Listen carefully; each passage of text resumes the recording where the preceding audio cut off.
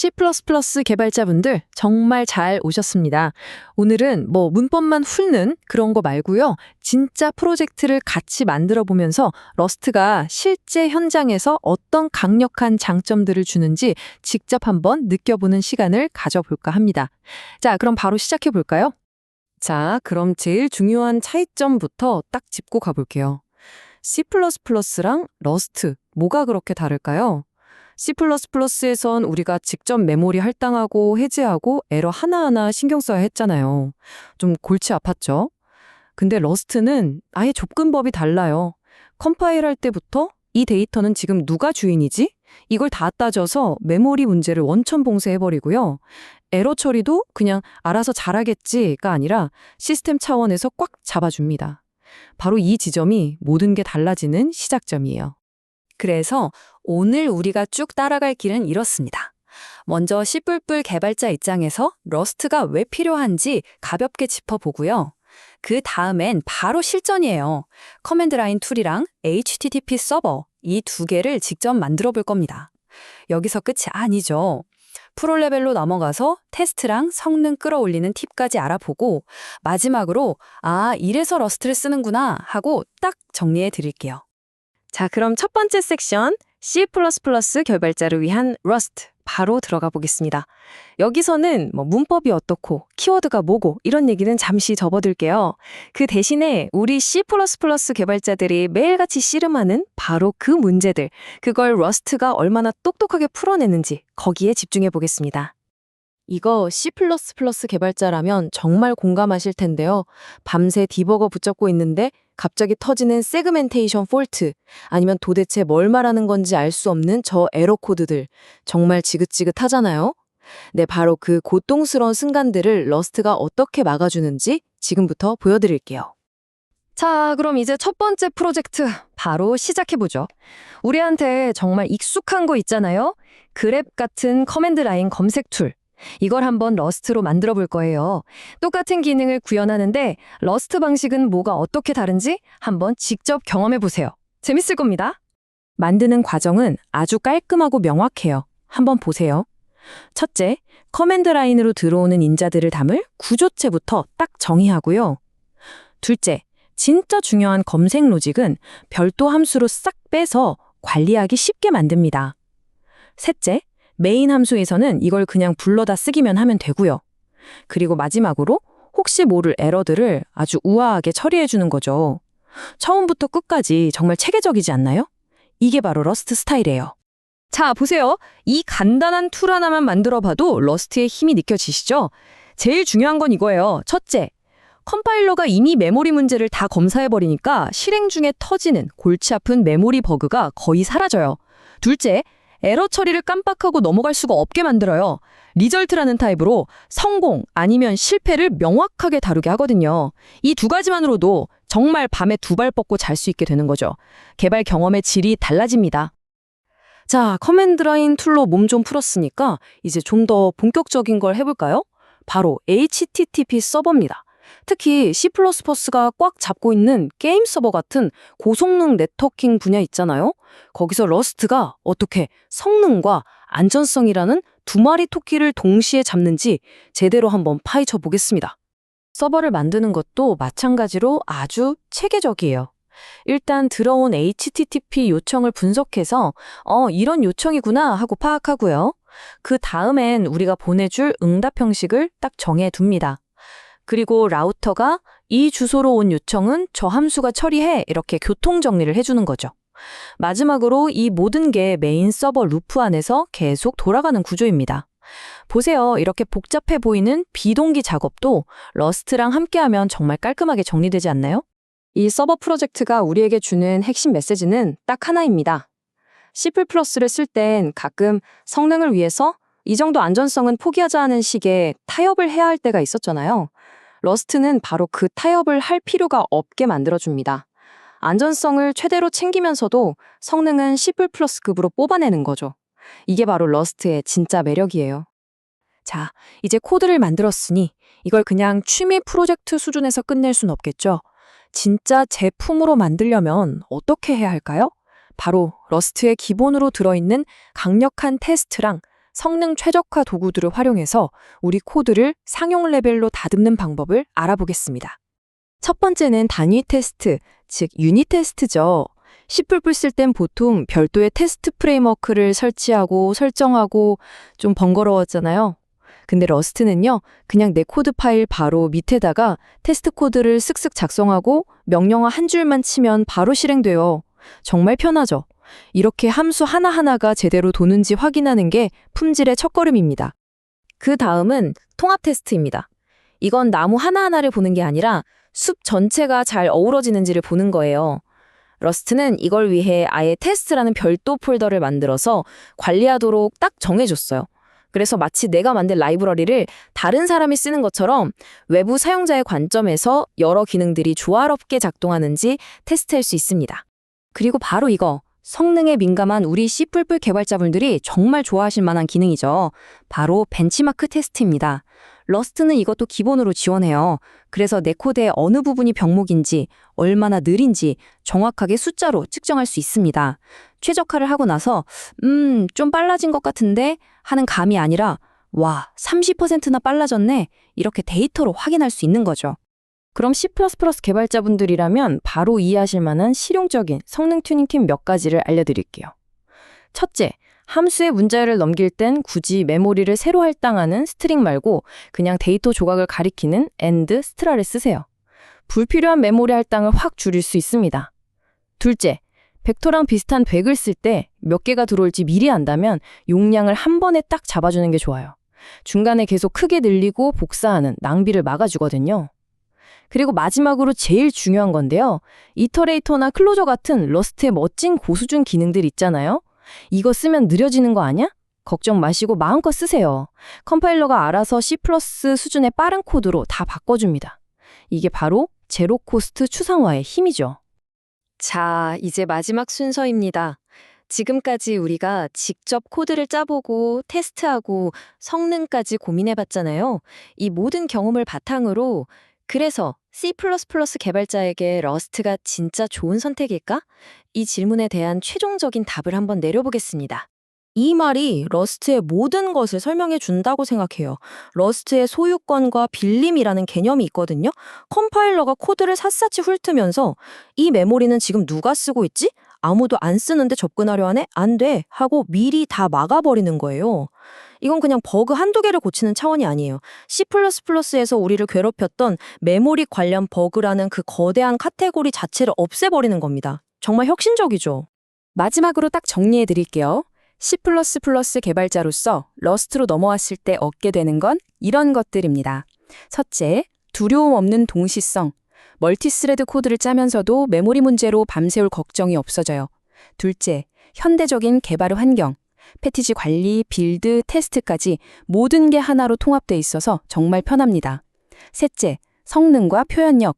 C++급 속도를 내면서도 훨씬 우아하고 안전하게 코드를 짤 수 있고요. 마지막으로 실수를 막아주는 시스템. 리절트 같은 구조화된 에러 처리가 애초에 버그가 생기기 어렵게 만들어줍니다.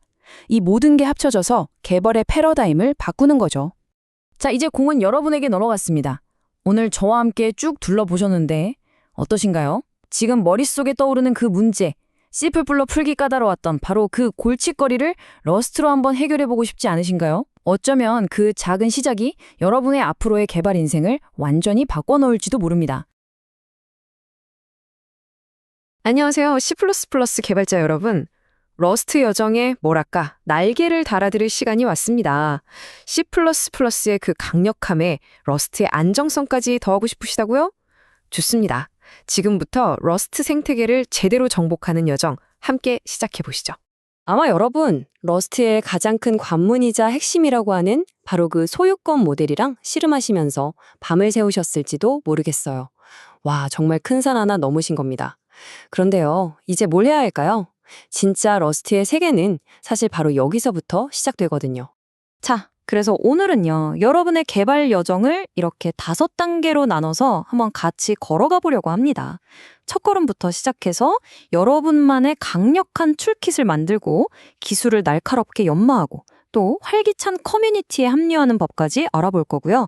마지막으로는 여러분이 이미 가진 C++ 지식과 러스트를 잇는 아주 튼튼한 다리를 놓는 방법까지 다뤄볼 겁니다. 네, 첫 번째 단계입니다. 이번 안내의 목표는 아주 명확해요. 여러분이 이미 쌓아온 그 C++ 지식을 발판으로 삼아서 러스트 생태계를 아주 효과적으로 탐색하고 또 빠르게 생산성을 높일 수 있는 그런 실용적인 로드맵을 제시하는 겁니다. 자, 그럼 본격적으로 시작해 볼까요? 모든 위대한 건축은 결국 좋은 연장에서부터 시작되잖아요. 러스트의 세계에서는 이 연장들을 바로 크레이트라고 부릅니다. 지금부터 여러분의 개발 툴킷을 꽉꽉 채워줄 필수 크레이트들을 하나씩 살펴보겠습니다. 우선 커맨드 라인 인터페이스, 그러니까 CLI 툴을 만들 때 정말 꼭 필요한 크레이트들입니다. 이 클랩이라는 건요, 명령행 인자를 아주 쉽게 파싱하게 해주고요. 컬러드는 터미널 출력에 예쁘게 색을 입혀서 가독성을 확 높여주죠. 혹시 C++에서 boost.program options의 그 복잡한 설정이랑 씨름해 보신 분이라면 클랩을 딱 만나는 순간 와, 바로 이거지 하고 외치게 되실 거예요. 장황하고 까다로웠던 C++ 방식에 비하면 클랩은 진짜 놀라울 정도로 간결하고 직관적입니다. 이제 웹이랑 데이터베이스 쪽으로 한번 넘어가 볼까요? 엑숨은 아주 세련되고 개발자 친화적인 웹 프레임워크고요. 리퀘스트는 HTTP 요청을 정말 쉽게 만들어주는 만능 도구 같은 겁니다. 그리고 이 SQLX는 정말 특별한데요. 컴파일할 때 미리 SQL 쿼리를 싹 검사해서 런타임에 터질 수 있는 골치 아픈 에러들을 원천 봉수해줍니다. 이거 진짜 대단하죠. 그리고 이 크레이트들은요, 뭐랄까, 러스트 프로젝트의 소금 같은 존재들입니다. 거의 모든 프로젝트에 빠지지 않고 들어가죠. 썰대는 데이터 포맷을 자유자재로 변환하는 사실상 표준이고요. 토키오는 러스트 비동기 프로그래밍의 심장이라고 할 수 있습니다.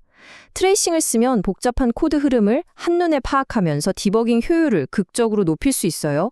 좋습니다. 이제 그냥 코드를 짜는 걸 넘어서 코드를 깊이 이해하고 최적화하는 단계로 한번 넘어가 볼 테요.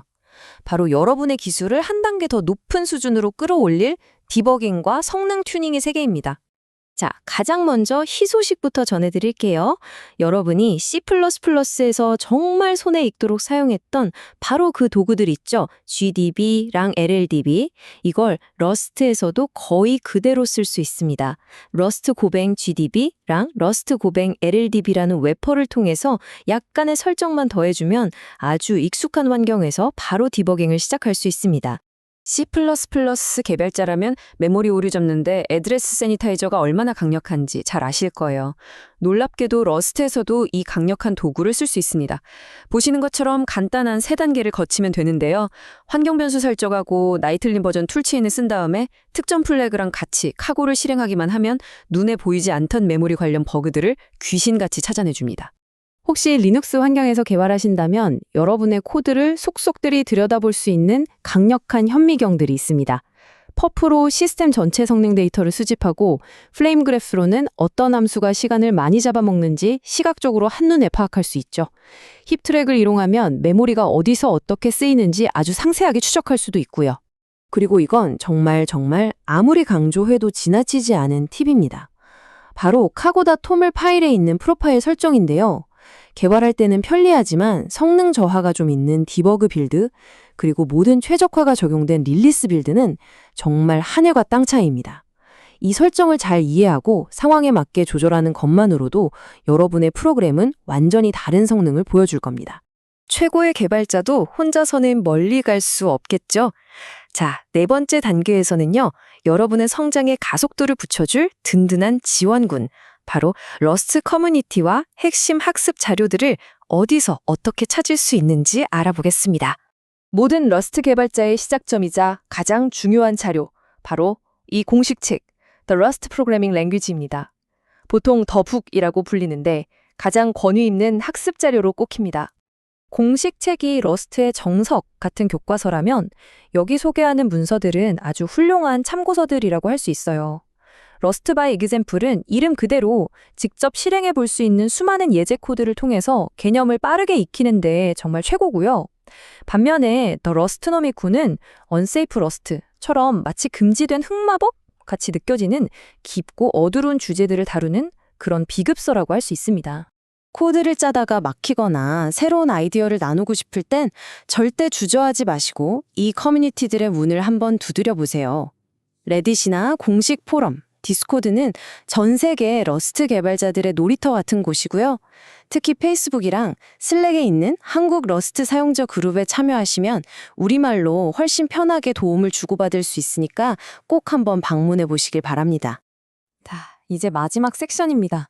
여기서는 여러분이 이미 가진 그 C++ 전문 지식을 새로운 러스트 환경에서 잠금 해제하는 바로 그 열쇠를 다뤄볼 겁니다. 두 언어 사이에 개념적인 다리를 놓는 작업이죠. 자, 이 슬라이드는 정말 주목해주세요. 이건 C++에서 러스트로 넘어가는 가장 강력한 치트키라고 할 수 있습니다. 여러분이 C++에서 매일 쓰던 그 익숙한 개념들이 러스트에서는 어떤 모습으로 바뀌는지 보여주는 일종의 번역 가이드 같은 거죠. 예를 들어 std unique pr이 박스가 되고요. try catch를 통한 예외 처리는 result 타입으로, 또 널파리가 없다는 그 불안감은 옵션 타입이 아주 깔끔하게 해소해줍니다. 이 개념들을 5가지 핵심 체크리스트로 한번 정리해 볼게요. 이건 C++에서 러스트로 생각의 틀을 전환할 때 반드시 기억해야 할 5가지 원칙입니다. 수동 메모리 관리는 이제 안전한 소유권 시스템에 맡기고요. 예측 불가능한 예외 대신에 명시적인 리절트 타입으로 오류를 다룹니다. 그리고 클래스 상속보다는 유연한 트레이트와 컴포지션을, C++ 템플릿 대신 강력한 제네릭을 사용하게 될 겁니다. 결국 가장 중요한 메시지는 바로 이겁니다. 러스트로 넘어가는 게 완전히 새로운 걸 배우는 게 아니라는 사실이에요. 여러분이 수년 동안 쌓아온 그 C++ 경험은 버려야 할 낡은 지식이 아니라 오히려 러스트를 더 깊이 이해하게 해줄 가장 강력한 자산입니다. 러스트는 바로 그 개념들 위에 더 안전하고 현대적인 방식으로 지어진 집과 같거든요. 생각보다 훨씬 부드럽게 이사하실 수 있을 겁니다. 이제 여러분께 질문을 하나 던지면서 마무리하겠습니다. 여러분이 C++에서 배웠던 그 모든 것들, 안전성과 성능을 모두 잡은 러스트라는 이 새로운 도구를 손에 쥐고 어떻게 한번 재창조해 보시겠습니까? 가능성은 정말 무한합니다. 안녕하세요. 러스트 코딩하다 보면 스마트 포인터 때문에 머리 아팠던 적 한 번쯤 있으시죠? 특히 데이터를 여러 곳에서 공유해야 할 때 뭘 써야 할지 막막할 때가 많은데요. 오늘 그 고민 제가 속 시원하게 해결해 드리겠습니다. 자, 이런 질문부터 시작해 볼까요? 러스트의 핵심 철학이 소유권, 그러니까 주인은 오직 하나잖아요. 아니 근데 코드를 짜다 보면 여기저기서 똑같은 데이터를 써야 할 때가 분명히 있단 말이죠. 이럴 땐 대체 어떻게 해야 할까요? 이게 바로 오늘 우리가 풀어야 할 숙제입니다. 네, 그럼 먼저 모든 문제의 근원이죠. 러스트의 소유권 규칙이 도대체 뭐길래, 그리고 이 규칙 때문에 왜 데이터 공유가 이렇게 까다로워지는지부터 간단하게 짚고 넘어가 보겠습니다. 바로 이겁니다. 러스트에서는 어떤 값이든 그 값을 소유하는 주인 변수가 딱 하나만 있어요. 그리고 그 주인이 사라지면, 그러니까 스코프를 벗어나면 데이터도 메모리에서 자동으로 싹 정리되죠. 덕분에 개발자가 일일이 메모리 관리 안 해도 되고 가비지 컬렉터도 필요 없는 거예요. 진짜 기가 막히게 똑똑한 시스템이죠. 그런데 말이죠. 실제로 코드를 짜다 보면 여러 기능에서 같은 데이터에 접근해야 할 때가 정말 많아요. 그렇다고 그때마다 데이터를 통째로 복사하는 건 너무 비효율적이잖아요. 바로 이럴 때 러스트의 엄격한 소유권 규칙은 지키면서 데이터를 안전하게 공유할 수 있게 해주는 마법 같은 도구, 스마트 포인터가 등판하는 겁니다. 자, 그럼 첫 번째 상황부터 한번 볼까요? 일단 복잡한 멀티스레드는 잠시 잊어주시고요. 아주 평범한 단일 스레드 환경에서 여러 주인이 하나의 데이터를 나눠 써야 하는 경우를 생각해 보자고요. 이때 등판하는 선수가 바로 RC입니다. 이름 참 정직하죠? Reference Counted, 말 그대로 reference, 즉 참조가 몇 개나 붙어 있는지 count, 수를 세는 방식의 포인터예요. 자, RS가 어떻게 돌아가는지 한번 보세요. 첫째, 이거 아주 중요한데 RS는 딱 단일 스레드용입니다. 여러 스레드에서 같이 쓰면 큰일 나요. 둘째, 기본적으로 데이터 수정은 안 됩니다. 그냥 읽기만 할 수 있죠. 그리고 진짜 재밌는 건 바로 클론인데요. 이게 데이터를 복사하는 게 아니라 그냥 나도 이거 쓰고 있어 하고 표시하는 카운트 숫자만 일딱 올리는 거예요. 엄청 가볍고 빠르겠죠? 그러다 이 카운트가 0이 되는 순간 이제 아무도 안 쓰는구나 하고 데이터가 메모리에서 자동으로 싹 사라지는 겁니다. 좋습니다. 이걸로 데이터 공유 문제가 해결된 것처럼 보이죠? 와, 끝났다 라고 생각하면 오산입니다. 이 알생겨가 아주 편리하긴 한데 두 가지 새로운 골칫거리를 만들어내거든요. 바로 수정의 문제와 메모리 누수의 문제입니다. 좋아요. 그럼 방금 나온 그 두 가지 문제 있죠? 공유 데이터를 어떻게 수정할지, 그리고 서로가 서로를 가리키는 순환 참조 문제는 또 어떻게 피할지 하나씩 해결해 보러 가보시죠. 첫 번째 문제는 아주 명확해요. 아까 RC는 뭐만 된다고 했죠? 그렇죠. 읽기만요. 여러 명이 같이 볼 수는 있는데 아무도 내용을 고칠 수가 없다는 거. 좀 답답한 상황이죠? 이 답답함을 풀어줄 해결사가 바로 립셀입니다. 얘는 좀 뭐랄까 꾀를 부리는 친구예요. 컴파일러한테는 나 이거 절대 안 바꿀게 하고 일단 약속을 해요. 그리고는 프로그램이 실제로 돌아갈 때 규칙을 살짝 어겨서 값을 바꾸는 거죠. 이걸 전문 용어로 내부 가변성이라고 합니다. 겉과 속이 다른 거예요.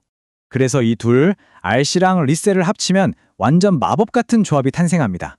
RC가 여러 명이 같이 쓰게 해주고 그 안에 립셀이 근데 수정도 할 수 있게 해주는 거죠. 단일 스레드 환경에서는 거의 국물 조합이라고 보시면 됩니다. 공유와 수정을 둘 다 잡는 거죠. 자, 두 번째 문제는 좀 더 머리가 아파요. 만약에 데이터 A가 데이터 B를 RC로 가리키고 데이터 B가 다시 데이터 A를 RC로 가리키는 이런 상황이 되면 어떻게 될까요? 서로가 서로의 멱살을 잡고 안 놔주는 거예요. 네가 먼저 놔 이러면서요. 그럼 참조 카운트가 절대 0이 될 리가 없겠죠? 결국 아무도 안 쓰는데도 메모리에 영원히 남아버리는 바로 메모리 누수입니다. 이 끈끈한 악순환의 고리를 끊어줄 해결사가 바로 윅 포인터입니다. 윅은 이름 그대로 약한 참조예요. 데이터를 가리키긴 하는데 소유권을 주장하진 않는 거죠.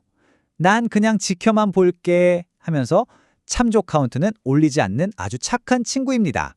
악스랑 윅의 차이를 보세요. 악스는 데이터에 쇠사슬을 꽝 걸어서 넌 내 거야, 절대 못 없어져 하고 꽉 붙드는 강한 참조고요.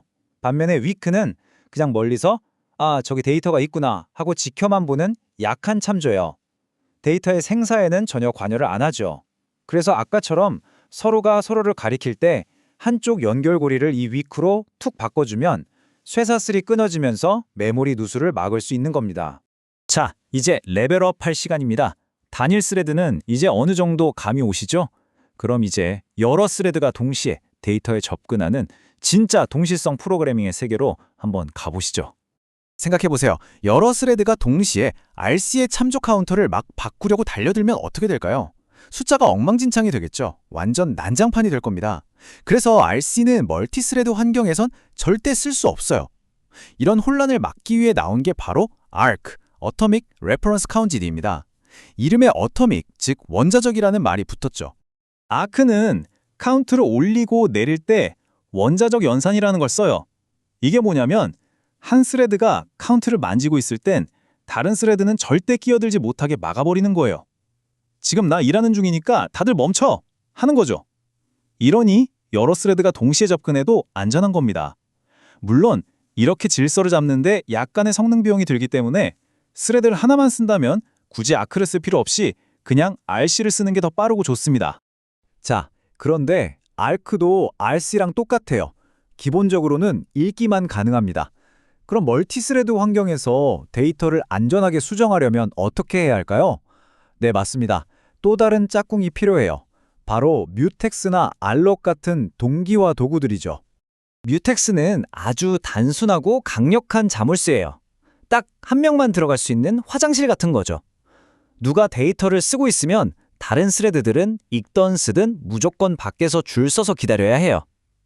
반면에 알락은 좀 더 스마트한 도서관 사서 같습니다. 그냥 책을 읽으려는 스레드, 리더는 여러 명이 동시에 들어가도 괜찮다고 해줘요. 하지만 누군가 책에 뭔가 쓰려고 라이터 하면 잠깐 모두 나가주세요 하고 혼자만 쓸 수 있게 하는 거죠. 그래서 읽는 작업이 쓰는 작업보다 압도적으로 많다? 그럼 알락이 훨씬 효율적이겠죠. 와, 정말 많은 도구들이 나왔네요. RC, 랩셀, weak, arc, mutex. 머리가 좀 복잡하시죠? 괜찮습니다. 이제 이 모든 걸 한눈에 딱 들어오게 깔끔하게 정리해 드릴게요. 이것만 기억하시면 됩니다. 자, 먼저 단일 스레드 치트키입니다. 내 코드가 스레드 하나에서만 돌아간다? 그럼 이렇게 하세요. 여러 주인이 필요하고 읽기만 한다? 그냥 RC 쓰시면 됩니다. 근데 읽고 쓰기도 해야 한다? 그럼 짝꿍인 레프셀을 붙여서 RC에 레프셀까지. 혹시나 서로 가리켜서 메모리 셀 것 같다? 그럼 한쪽을 위크로 바꿔주면 끝. 간단하죠? 다음 멀티스레드 치트키. 여러 스레드가 얽혀있다? 그럼 RC 대신 무조건 아크로 시작합니다. 스레드끼리 읽기만 하면 아크로 충분하고요. 쓰기 작업이 많아서 막 치고받고 싸운다. 그럼 뮤텍스로 줄을 세우세요. 아크, 뮤텍스 T. 근데 읽는 사람이 훨씬 많고 가끔씩만 쓴다. 그럼 더 효율적인 RW락을 쓰는 게 이득이죠. 아크, RW락 T. 네, 이 표 하나면 게임 끝입니다. 어떠세요? 러스의 스마트 포인터. 처음엔 되게 복잡해 보이지만 알고 보면 각자 역할이 딱 정해진 전문가 팀 같은 거예요. 오늘 우리가 살펴본 것처럼 내 상황에 맞는 도구만 딱 골라서 쓸 줄 알면 러스트의 그 강력한 안전성은 그대로 누리면서 아주 유연하고 효율적인 프로그램을 만들 수 있게 되는 거죠. 자, 여러분의 다음 프로젝트에는 어떤 스마트 포인터가 필요할까요?